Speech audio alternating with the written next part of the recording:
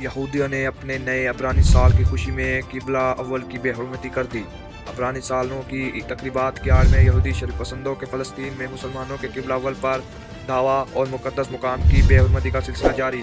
گزشتہ روز 156 یہودی شرک پسندوں نے مسجد اقصیٰ میں داخل ہو کر مسلمانوں کے مقدس مقام کی بے حرمتی کی۔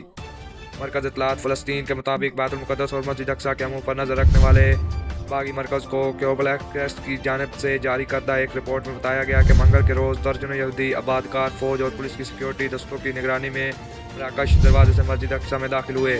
عینی شاہدین نے بتایا کہ یہودی آبادکاروں کے بعد فیروز سیاہ اور بعض سفید لباس پہنے قبلہ اول میں داخل ہوئے اور مسجد میں گھس کر مذہبی رسومات کی ادائیگی میں اشتعال انگیز حرکات کا ارتکاب کیا۔